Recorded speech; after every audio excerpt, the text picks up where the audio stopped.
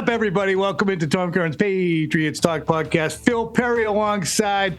We are going to have a great pod. You know why? We're getting into some of these guys who've been in for the 30 visits. The guys who come in, Patriots have 30 opportunities to bring individuals in from around the college football world for a tire kicking. So we're going to get into some of the guys who stand out. Also, the top 5 storylines for the Patriots as of today heading into the 2026 season. And then the logjam in the Patriots Hall of Fame. It just keeps getting bigger. Now Stephon Gilmore wants in. I mean, I guess. Of course. Come on, I guess. He's deserving. Everybody in? He was here for 15 minutes. Okay, first things first, though. 30 visits. Here's some names that stood out to me because of the positions they play. We're going to roll through them right now. John Henry or Annie Hall or Casey Keene, anybody who has to do a full screen, have at it and put some of these names up there if you want to. A couple edge guys are Mason Thomas, Romello Height, he's out of Texas Tech, Zion Young from Missouri, we've heard that name. And then we got 3 linemen to go through, Travis Burke, Memphis, Jeremiah Wright, Auburn, Max Ihanachor. Very close. Ihanachor. Okay. Out of Arizona State, a couple wideouts. You got your DJ Stribling, Deshaun. Got a couple wideouts, Deshaun Stribling, and KC Concepcion, who is electric with the ball in his hands. Tight end, Oscar Delp. And a defensive tackle, Caden McDonald. Phil, before we get into the names and some of the guys who stand out to you as wanting to delve into deeper, what should we infer about 30 visits and bring people up to date on what a 30 visit really necessarily means for a team? Yeah, well, it usually means different things for different guys. A lot of times you can bring guys in for sort of a medical recheck. If you have any questions about how, somebody who's maybe rehabbing from an injury has been progressing, gives you an extra chance to look at those guys. A lot of these guys are combine guys, and so you have relatively new medical information on them, but some of these guys might not be. Some of these guys that end up making 30 visits, so you love to have those medical checks. That's a big part of it. Some of it is you just want to spend a little bit more time with them, and you're maybe unsure about the character or the personality or what kind of fit they would be for your program. Mm-hmm. Maybe you love who they are as a player, but you're just not sure day to day, is this the kind of guy we want to have around? And it might not mean he's a bad guy, but maybe he's just not a fit for your team. Like if you're going to play for Mike Vrabel, Tom, you can't take yourself too seriously.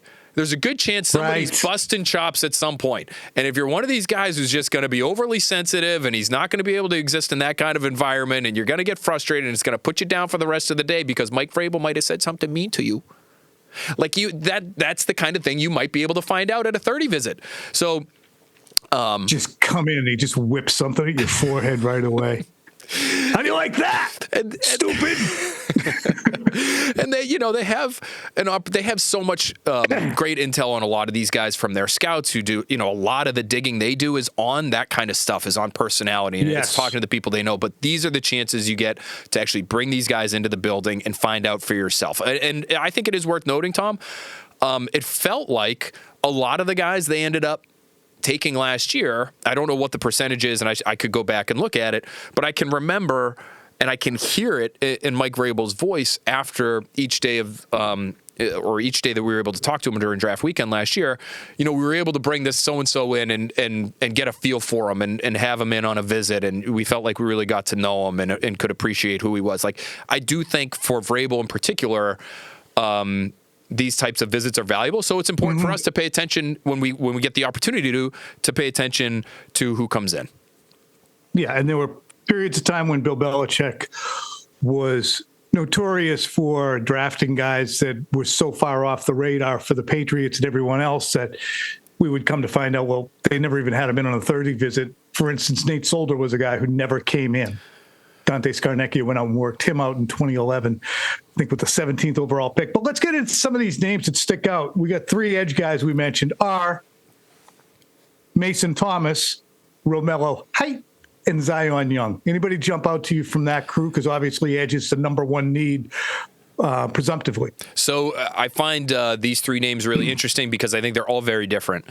Zion Young is the name you see mocked most frequently in the first round, Tom. And, you've seen him in the 20s. You've seen him get down to the Patriots at number 31 overall, and maybe he even slips into the second round. He's just sort of in that range. But this is a big-bodied guy who is a bully. And so he's probably not, in all likelihood, going to be like a 12-sack guy a year for you. Like if you're looking for a premier pass rusher who's really going to do damage on third down, it might not be him. He has some juice on third down, but he really is, I think you could play him on all three downs, and I think really the primary part of his value would be on first and second down when he's one of these just very stout, 260 pounds, 6'5", edge defenders who's going to hold at the point of attack and make it really hard for you to run his way. And so would he be similar in some ways to Draymond Jones? He would be similar. He'd be much more in the Draymond Jones category than the Kayvon Chason category, right? For example. So like what kind of guy, and I'll ask this to you, what kind of guy do you want? Because the other two are Mason Thomas and Romello Height. I think they're different, and I like our Mason Thomas a lot better. I think he'll go higher because I think he plays with a violence that will allow him to maybe at some point in his career, I'm just not sure it'll be right away, at some point in his career be valuable against the run. He has some great reps against like Caden Proctor, who's like a 360-pound offensive lineman. Our Mason Thomas is 240, so he's quote-unquote undersized for the edge. But I think he's got the temperament and the technical ability to be able to play the run. It just might not be like year one. I think with both Thomas and Height, you're probably getting sub-rushers. You're getting like third down specialists if you draft those two guys, whereas if you draft Zion Young, you're getting somebody who's closer to like the Keon White end of the spectrum where you feel better about him on early downs. What would you rather have? I think, personally, I like to see sacks. I like to see guys kind of airplaning around the edge, But for the football team, they weren't as good against the run as we thought statistically. They didn't run it as well as it statistically looked. They didn't stop the run as well as it statistically looked.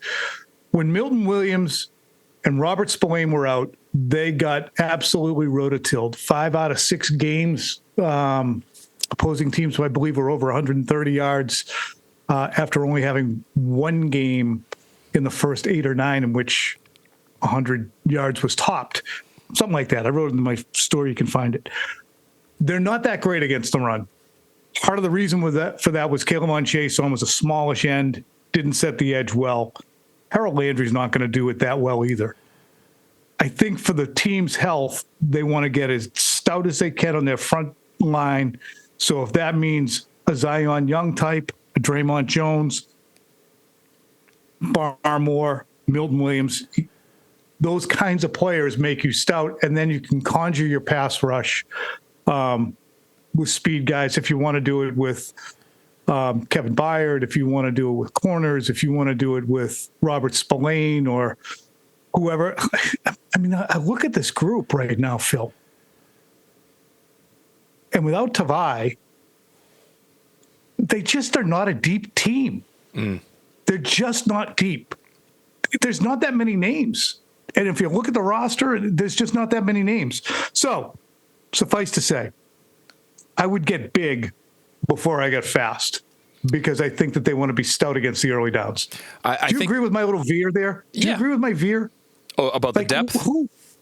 The depth at linebacker, the depth on the defensive line, the depth at edge. Secondary's great. Secondary's good. Although I don't know who's necessarily replaced Alex Austin. They have an in for out situation. They haven't. I mean, I think you're right. I think across the defense, they are solid 1 or 2 players in at just about every position.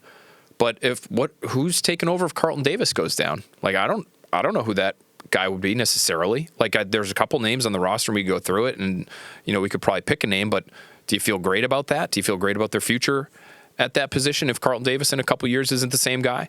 At safety, same deal. What if Kevin Byard goes down? He's closer to the end than the beginning, right? If he ends up getting hurt, who's next up at safety? Like I think that's a need.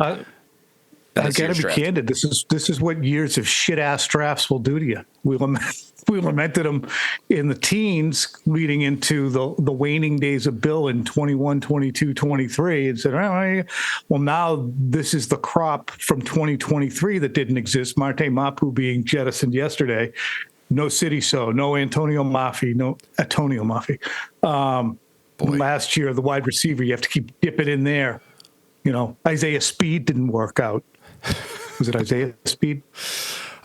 Boy, you're bringing up names Amir that I Speed? haven't thought of. Amir, it was Amir. You're right. I haven't thought of in years. Antonio Mafi. But you're right. I think you're right. This is what happens when you. I hear it, Jeremy. The crickets. He doesn't know. You have one good draft in the last however many. So, and then to your point on the edge, I like the idea of a bigger guy there too. In part because, Tom, you're paying those tackles so much money.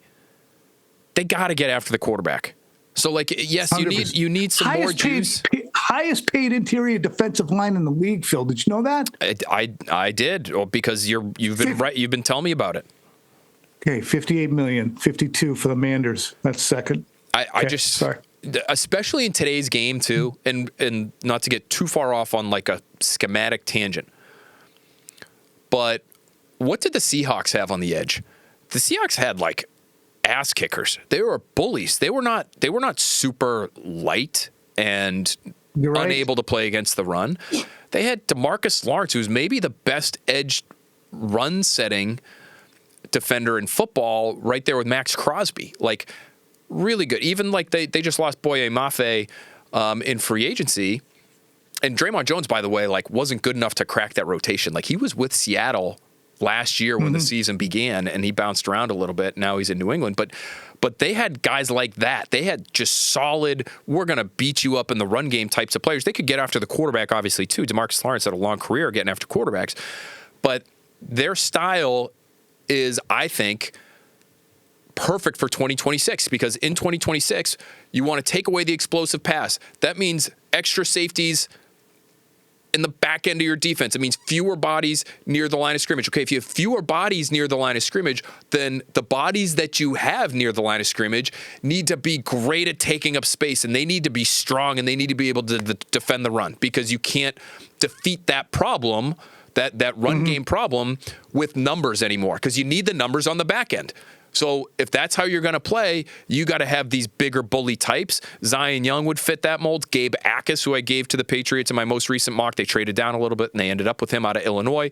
He's in that mold. TJ Parker might be the best that's potentially available to the Patriots in that mold. He's out of Clemson. He might go a little bit earlier than those other two guys.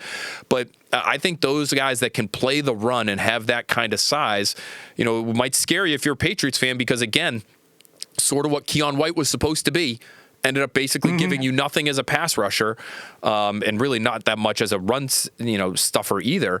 But I think there is real value in getting those guys in today's NFL, where the run game, people are running it more and running it more efficiently. This is one way to stop that. Yeah, I mean, think about that. That's as we go through the draft. Keon White was a second-round pick in 2023, and I'm seizing on Antonio Mafi.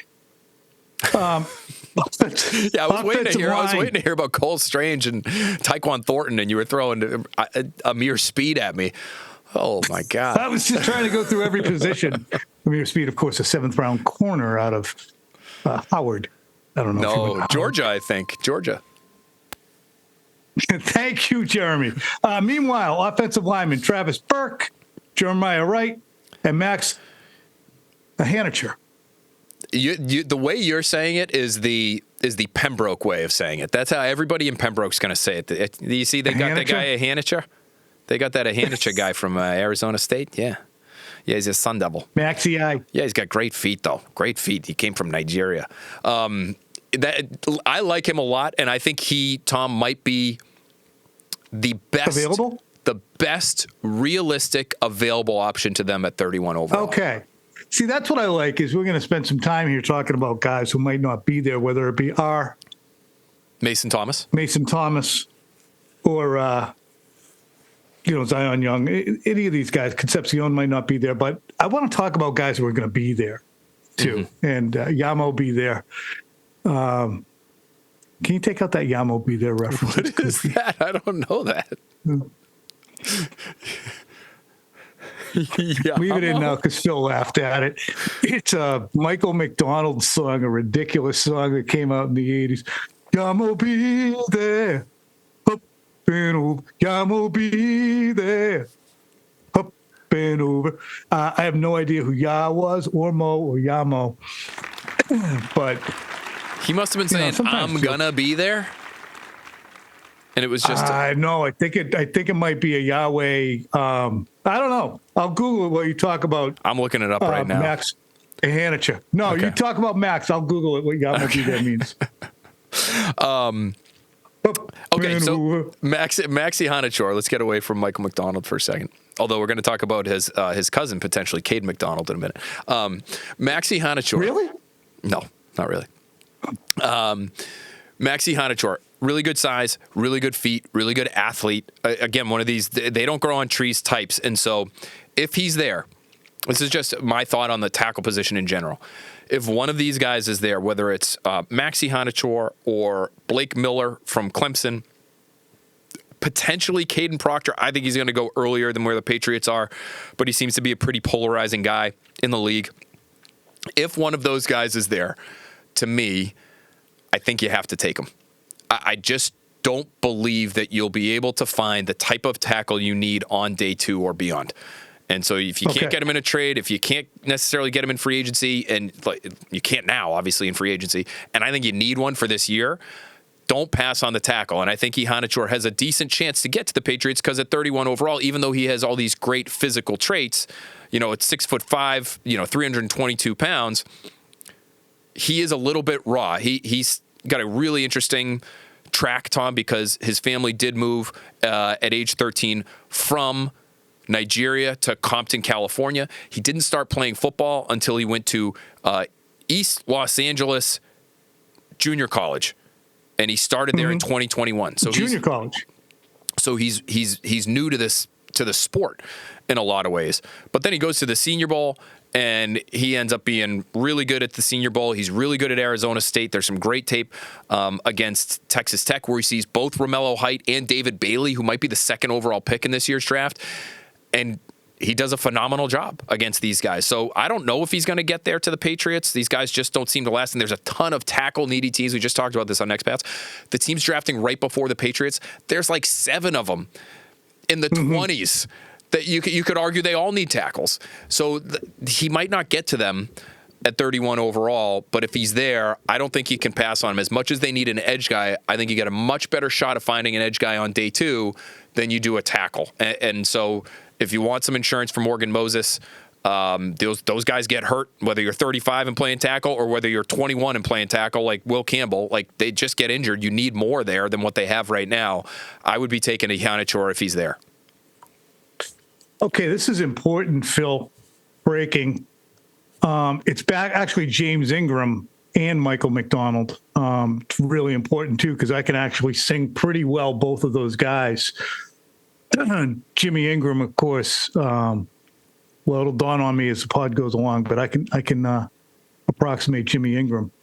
But it's Michael McDonald. I think he might do the up and over portion of the program. Yamo be there, Ya was referring to God. They felt it won the 1985 Grammy for best R&B performance by a duo or group, and also received a nomination for best R&B song. "I Feel for You" by Chaka Khan. Chaka Khan. Chaka Khan. Won that year with "I Feel for You," as I said, but. They didn't feel as if saying God will be there would be appetizing to the mainstream, so they went with Yah, short for Yahweh, as in God will be there. So that's Michael McDonald and Jimmy Ingram with Yamo be there. Additionally, it's important for you folks to note, if you're still there after that veer, that Phil's next Pat's YouTube live mock draft will be April 15th at 2 p.m. Tax day. You get your taxes done. You jump on over. You start making picks because Phil is going to crowdsource this mock draft. You make the picks. Yamo, be there, will ya? Oh, Yamo will be there. Yamo will be there. And listen, the Patriots were the fans, Patriots fans. The next Pats fans, the audience was tremendous at picking. They nailed the Kyle Williams in the 3rd round pick. Really? In our crowdsourced mock last year, as did they nail the Andy Borregales pick. They had Andy Borregales going to the Patriots on day 3. So Borregales. So maybe more we'll 80s songs. That's Amadeus, sung to Borregales. Maybe be able to nail a couple more this year. So thanks for giving us a shout there, TC. John Sewer and Drain Cleaning takes clogged drains seriously. Their large team of technicians is trained to solve any clog or issue in Boston's complex draining systems.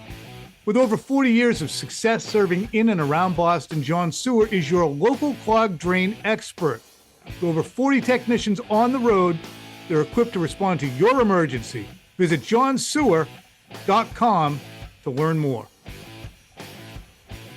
Okay, let's get to wideouts. We got Stribling and Concepcion. I wonder if Concepcion will be there when the Patriots select. Hit me on those wideouts, will you? I want to give you a scenario because I'm going to say that Casey Concepcion might be my favorite receiver in the draft this year.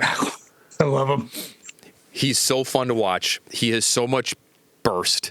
He gets open against anything. It feels like he could take it to the house from anywhere. His hands are not very good. His drop rate is much higher than you would like. But if you feel like that is a concentration thing, if you feel like you can fix that, he has skills that very few in general, never mind this draft class, have. But they got one of those. They have a Casey Concepcion to an extent with Kyle Williams. To an extent. Concepcion's more of a short-range guy, right? And they have one of those in DeMario Douglas, who Mike Vrabel testified last week they were going to involve more. So I would say the difference is, for me, like the route running ability and the ability to separate at the top of the route and do so in that short to intermediate area. Williams has excellent releases and he has excellent speed. But it feels like the reason they use him on the outside, not only in college, but last year when we saw him play, is because he's more of a linear guy once he gets off the line, which is fascinating to me because the stuff he does at the line like shows real quickness and change of direction. It's like a basketball player who's got a great crossover, but he like might not be a great defender because he's, you know what I mean? Like laterally not as quick. It's just a weird, it's almost hard to process that he could be good at one and he's just not known for the other. Let's see. Like maybe he'll be much more of a factor in the short to intermediate area this season and beyond. This is a weird comp, but he reminds me with the ball in his hands of Isaiah Pacheco. Really? Because he runs hard. Because he's a smaller, furious running kind of, like Pacheco seeks out contact. Concepcion's more shifty, but the body lean, the speed with which they move, the attack of the way they move. I've loved Isaiah Pacheco. It's crazy that a guy that size can, to me, be a lead back, but maybe I'm off the mark. Listen, I love a lot of what Concepcion brings to the table because I just think it just would give your offense a ton of juice. Now, that said, again, I'm not sure he gets there because I think the league loves him. Everybody I've talked to just is enamored by the guy. If he gets to 31, Thomas, and if you're the New England Patriots and you feel like you've got a really good chance and you know how much it's going to cost to get A.J. Brown, would you still be willing to spend that first-round pick on a receiver knowing A.J. Brown's just waiting in the wings on June 2nd? Because I would. No. I would if it's Casey Concepcion, I think I would. I think I'd do it. No.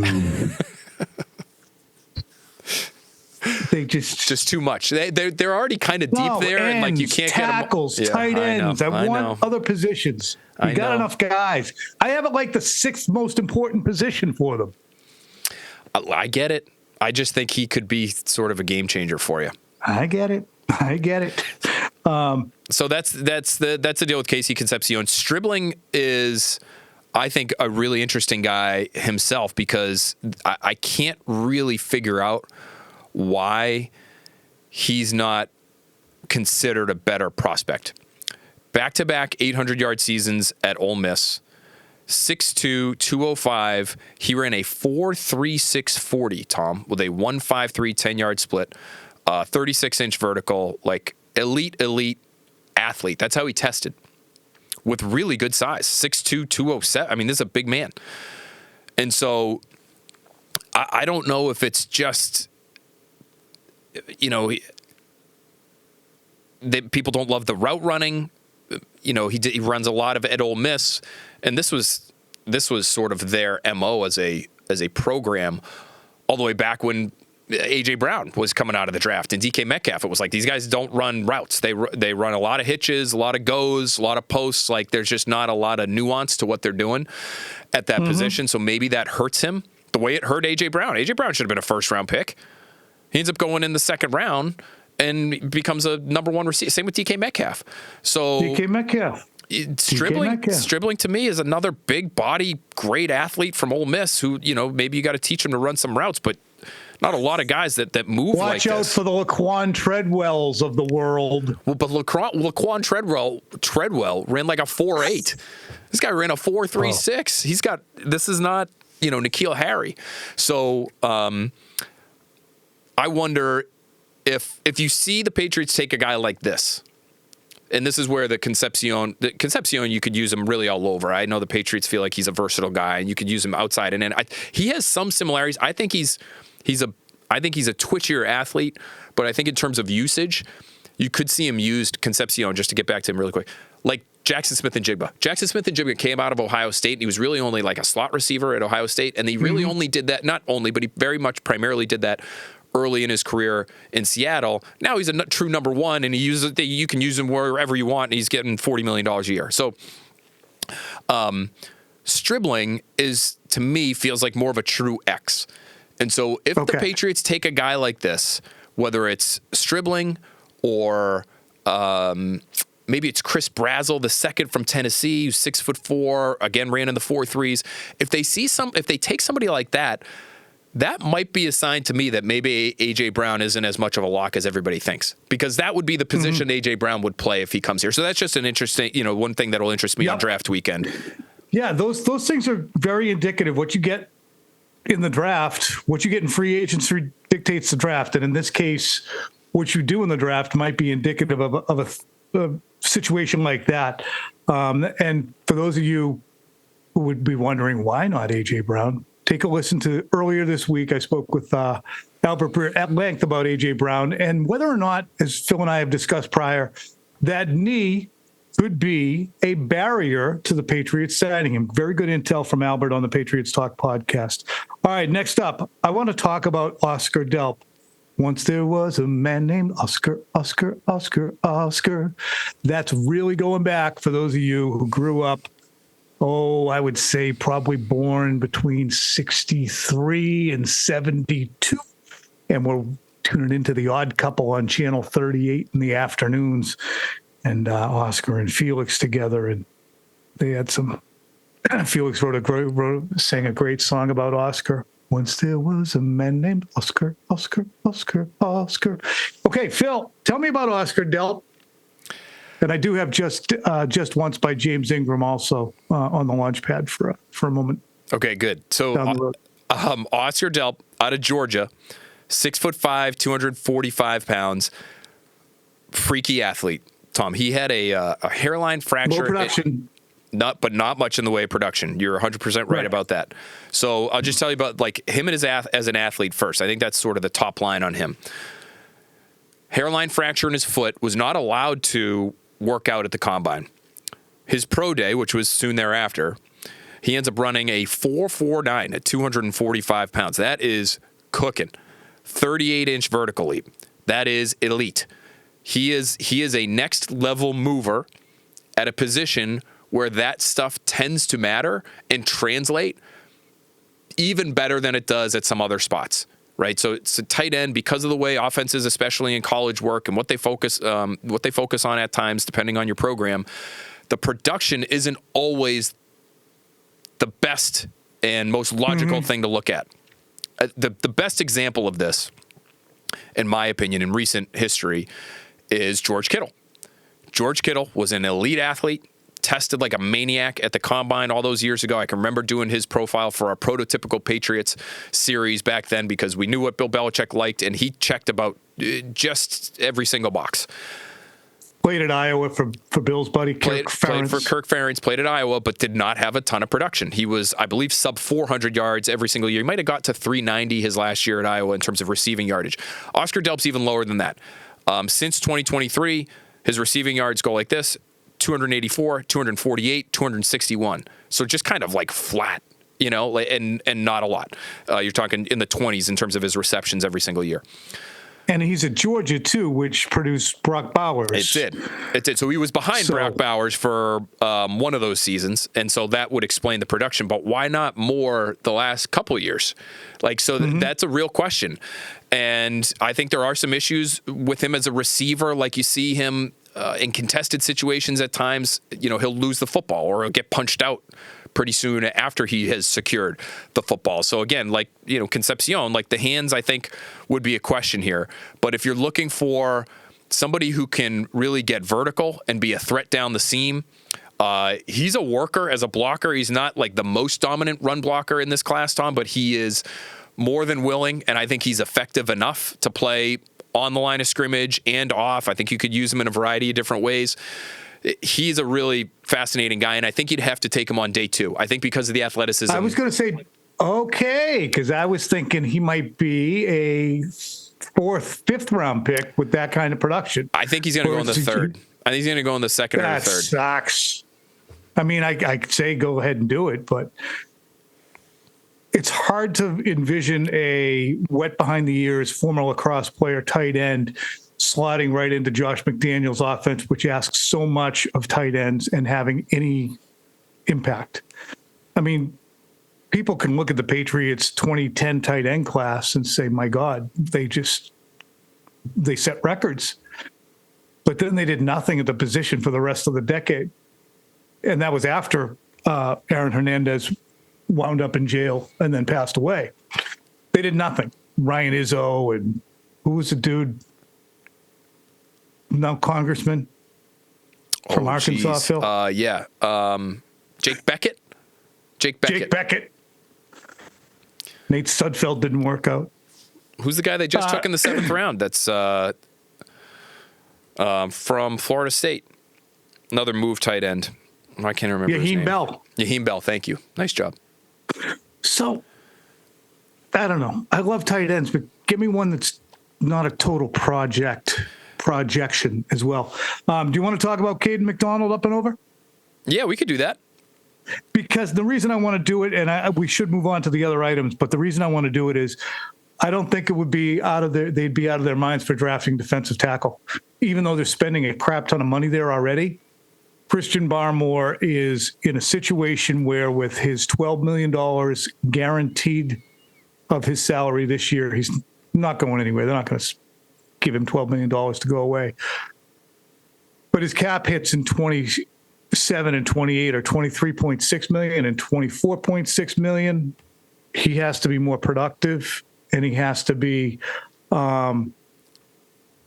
less prolific off the field. More productive on the field, less prolific off the field. And if that doesn't happen, I can't imagine the Patriots are going to sign up for $250 million in cap space, $250, whatever. I agree with you. It's a steep price. It's a spot too. They just lost Kairos Tonga, who ended up being a key player for them. It's a defense where, and this is the case, across the NFL. You would love not to have to use your top 2 guys for 50 snaps a game defensively. You got to be able to keep them fresh. They're big bodies. Have a rotation there where you're not seeing a lot of drop off in terms of the level of play. So I'm with you. Yeah, that's a great point, Phil. If I'm a team going up against the Patriots and they don't do a hell of a lot on the defensive line after having lost Tonga, up tempo, no huddle. Okay, they're playing great now. We'll see how they look at the end of the third. Yeah, especially for, a guy like Barmore, who's had blood clot issues. And I think I don't worry too much about Milton Williams and his conditioning, but it's a lot to ask of these guys if you're going to have them out there a ton. Now, I think Corey Durden's going to play a lot for them next year, just based on how things are structured right now. And I think he's totally capable. I don't know if he's going to give you Kairos Tonga's level of play, but I think he's a good rotational player. I just think you probably need another guy in there. And so Caden McDonald, to me, would be like the ideal Tonga replacement because he projects similarly. He is going to be your classic run-stuffing nose tackle. It's 320 plus pounds and is violent and just loves to eat double teams, and he's impossible to move off the ball, and he just allows the guys around him, whether you're on the line of scrimmage or off, to go and make the tackle. So he was phenomenal at Ohio State. He's surrounded by a ton of talent at Ohio State, but I think he was able to allow some of those guys to shine because he was doing the dirty work. So that's a guy, though, you'd have to take at 31 overall. So it's a need. Is it such a drastic need that you'd be willing to spend your first-round pick on it? I think maybe depending on who's there. If all the tackles are gone, Tom, and you love the edge depth, maybe you would be willing to use 31 on this guy because I think he's a really good player. I think you could make the case that he's the best defensive tackle, especially in terms of fit for the Patriots in this year's class. That's some best player available talk right there. Hey, thanks to the folks at Pat's Pulpit. I almost forgot to mention this. They did a great job and have done a great job. Check them out online, Pat's Pulpit. They've been documenting a lot of the top 30 visits, and I lifted the group from them so far that have come through because I have not been compiling. So good job, guys. Thank you for doing that. Make sure to give them a follow and read their material. It's always good. More information, the better. I mean, competition's nice. We'd like you to stop by us, but everybody there's a lot of needs out there for you fans. A lot of needs. Phil, storylines, top 5 storylines. If Hard Knocks was coming in this year, which they're not, they're coming in next year. But if they were coming in this year, these would be my top 5 storylines that I would want to have my cameras trained on. A.J. Brown, the first one. If he comes on in, we want to have cameras trained on him. If he does not, we're going to use Romeo Doubs and Kayshon Boutte as our main focus and look at those guys and really introduce them to the world and say, can they do what Diggs did? Can they make people forget about the name A.J. Brown? Give them a star turn. Introduce them. My number 2 story would be, is a contract impasse inevitable with Christian Gonzalez in the absence of a deal? I would say yes. That would be something else to have Christian Gonzalez. What's that guy's name? Lee Stryberg? Stribling? Who's the guy who does the... Yeah. Schreiber? Liv Schreiber. Liv Schreiber, yeah. That's what I said. We got there. Christian Gonzalez is not on the field today. The third-year corner awaits reward for the performance that he's had so far. That's the sprinklers on the practice field that we see every year. Okay, next one. Can the offensive line reach its potential, which is very high? They have very high potential in the offensive line. But that can be crash and burn if they don't reach that potential. If Elijah Vera Tucker is injured, if Will Campbell comes back a shell of himself because of what happened in February, that's a big story for me. Dealing with success, Phil, would be my number 4 storyline. How the team deals with success and expectations. How Drake May deals with success and expectations. The schedule being more difficult, and the chemistry, Phil, the ever-elusive chemistry of every team. You might be a better team, but do you have the same chemical mix? And finally, actually goes back to the other one, A.J. Brown, Doubs, Boutte, and Kyle Williams. I would train my cameras on those 3 and say, these are the players the Patriots are putting their hopes in. How do you like those 5? I like them. And I also, if I was doing Hard Knocks, I would veer over to Kraft in August when it was the Hall of Fame stuff. The Patriots' longtime owner was snubbed. Here's what I would say. I'm going to just rearrange some of them for you as executive producer of Hard Knocks in this alternate reality. Fine. And I'm going to say it's fine. Let's keep A.J. Brown at or near the top. A.J. Brown watch. But either right ahead of that or right after, we got to play the hits, babe. Drake May's got to be prominently featured. Drake May. You're exactly right. This is going to be his opportunity. Second year in a new system. He's got his feet under him now. He's got an understanding of what this offense is. Now that part is only going to grow and it feels solid. How does he take the reins even more so as a leader this year? Right? What is he doing? How is his personality coming out a little bit more this year as being like the key guy in the locker room, especially with Stephon Diggs gone? Go ahead. Did you get play the hits from me or from someone else? Because I got it from someone else. Well, I think we were both. I don't know if I associate that with Sal Paolantonio. Yeah, yes! I feel like I've heard so either he said that to me as well, or we were both there when he was saying it, or what, I don't know. But yeah, I always associate that. Sal, what are you talking about tonight? We were after a Patriots game during the Brady era. Sal, what are you talking about tonight? What am I talking about? Play the hits. Talk about Brady. I mean, just. He's exactly right. Yeah. You're the DJ. What else are we gonna do? Yeah. People didn't show up to hear friggin' Deep Purple. Yeah, it wasn't. He's not doing a feature on Michael O'Manawanui. You know, play the hits. As key as he might have been. In North Dakota want to see if they have to listen to Patriots talk, not Michael O'Manawanui. Yeah, it's play the hits. Play the hits. And then I'm going to go right after that. Soon thereafter, then I'm going to go dealing with success, and that's going to be very Vrabel focused. How does Vrabel get this team back on track? So that's playing the hits right there. May, Brown, Vrabel, boom, boom, boom. Then Gonzalez has to be way up there too. So it actually would be a great offseason to do it. It would be, I think that would be a compelling program right there. Good deal. All right. Well, that was on the budget. I hope you people enjoyed that. Maybe you have some different thoughts. Throw it into the comments if you want to. Just take a quick glimpse at the Patriots Hall of Fame. I was not at the meeting last week. I was still in Arizona. Phil, you were there. The nominees who emerged from that meeting were Julius Adams, who I watched, good player, defensive end in the 70s, defensive lineman, Gronk, Hightower, Mankins, Malloy, Tutupu, Vinatieri, Welker, all nominated. One goes in per year. Meanwhile, Stephon Gilmore saying to Mike Reese upon Gilmore's retirement earlier this week, hopefully the red jacket, the gold jacket, that's the goal. Red jacket would be Patriots Hall of Fame. Steph, it might be a minute.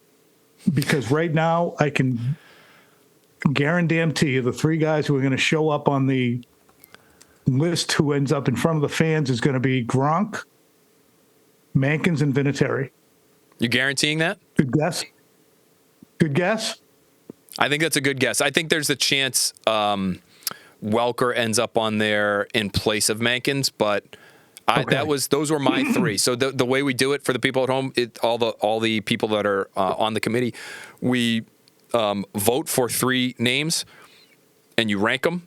And so my three this year, as I had them ranked, were Gronkowski, Vinatieri, and Mankins. So you can game the system a little bit, Tom. Like I could have gotten Mank to get him on the ballot. I could have made Mankins my first choice. I don't want to say I'll do it this way forever, but the way I've done it, and it's been, I don't know, 5 or 6 years, maybe 6 or 7 years that I've been doing this. I just always do it in order of, I think, who is most deserving. Mm-hmm. I feel like that's just the easiest and most consistent way to do it. Don't overthink it. Don't try and game the system. I mean, last year we were in a situation where Julian Edelman needed to be nominated, and upon nominating him, there were feathers ruffled because people were afraid that once it got into the hands of the fans, if Julian ended up being one of the three, that Johnny-come-lately Patriots fans who didn't have an appreciation of Vinatieri would pass over Vinatieri for Edelman, which ultimately happened. Mm-hmm. But you can't game the system. when it comes to a vote. If that's the format, we go by the format. And that's part of the format deal. As the fans decide, we can't keep a candidate away from the fans because we think we know better. That might happen sometimes in the real world, but not in the Patriots Hall of Fame voting commission.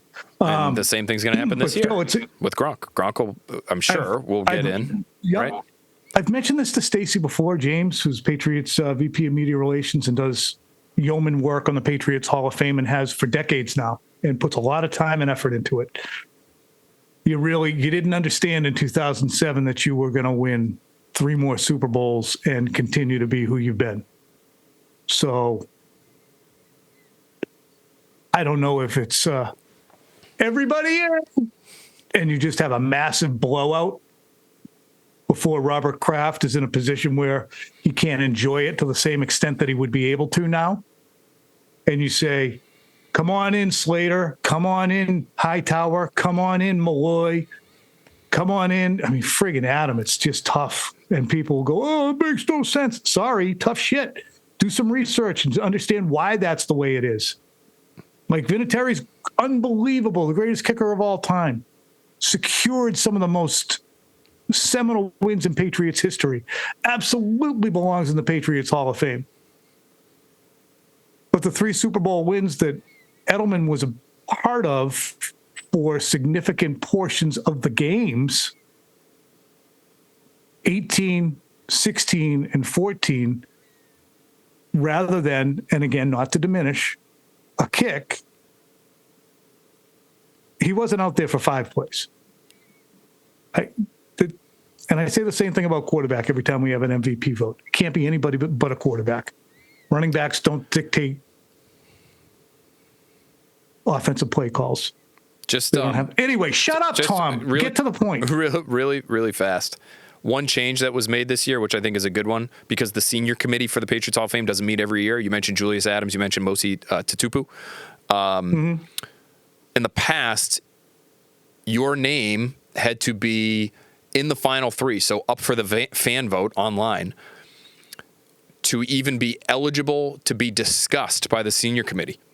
So it was looking like going into this year that if, for example, Julius Adams didn't make the final 3 with guys like Mankins and Gronkowski and Vinatieri, if he wasn't in that final 3, next year the senior committee wouldn't even be able to discuss him as a senior committee entrant into the Patriots Hall of Fame. They changed that this year.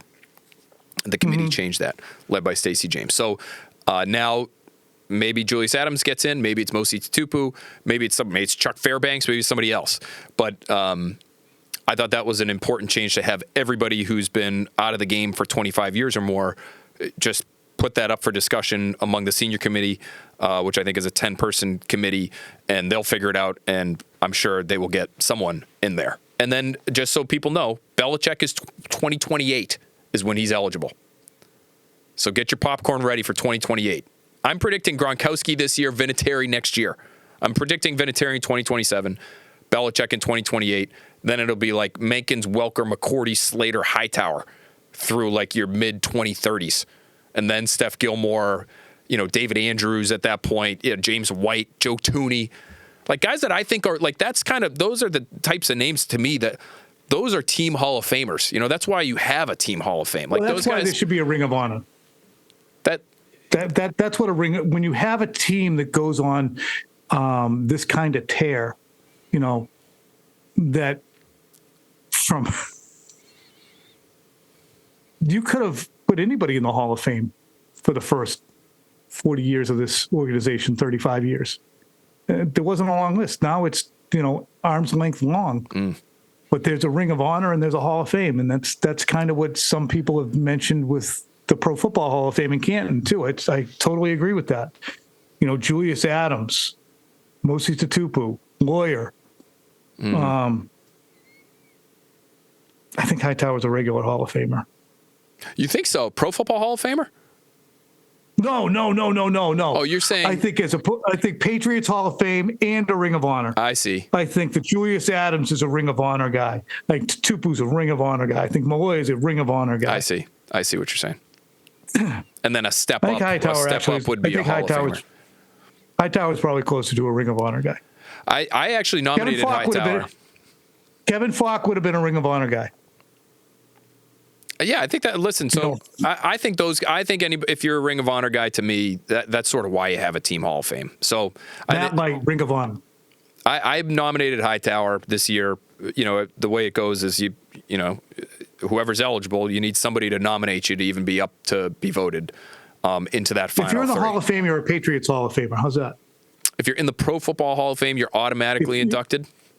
Like Rodney, well, automatically it's going to happen anyway. But so guys who have been finalists for the Hall of Fame should be. That's a good barometer for whether or not they belong in the Rodney, Vince. Help me. I mean, it was Vinatieri for a long time, but now he's going to get in. Seymour, Vinatieri. Yep. Those guys are Patriots Hall of Famers. If you made that semifinal for the Pro Football Hall of Fame, but if you didn't, you're a local icon, legend, hero. I don't know. Just a thought. Stacey, I'm sure if he listens to this, which he won't, will really appreciate me trying to build a better mousetrap. I'm sure he listens to every single episode. Thanks, Tom. I'm fascinated. Thanks, Tom. Appreciate it. You know, it is fun. I've loved being in on those discussions because you get a wide range of people in there. And we missed you this year. We missed Karen Garigian this year because the owners' meetings were so tight up against. Next year, you're just gonna have to fly back with Robert, I guess. You guys are gonna have to stow away on the PJ there somehow and get back for the meeting. But it is a lot of fun. Hey, Robert, you got a cigarette here? I love this ashtray. Is this not a no smoking flight? There are no ashtrays on the plane, Tom. I'm so sick of it. All right, before I let you folks go, James Ingram, Michael McDonald, Yamo be there. And of course, James Ingram also sang the one song that I feel very comfortable singing. I did my best, but I guess my best wasn't good enough. Here we are back where we were before. I'll give you the next lines next time. People have been subjected to enough, including our producer, Jeremy. We love you very much. Oh, the hat, folks. Wecopa. It's in Arizona. It's a casino. They have two golf courses, the Choyo and the Saguaro. Saguaro, maybe? And I tell you, it was unbelievably rewarding to have a chance to play the Choyo course out there. Was able to squeeze in some golf. I don't want to say I played a lot of golf out there. But the folks at Wecopa were fantastic, and I suggest you put that directly on your list. There were like 28 guys from New Bedford who were down there. And I lived in the Bedford area down here in Raynham, Mass, Raynham, and warming up on the range, and just a lot of guys. We got an AJ Brown. Oh, you're from New Bedford, aren't you? All right, Phil. Love that. Great job. See you guys. Great job. Good pod. Talk to you later.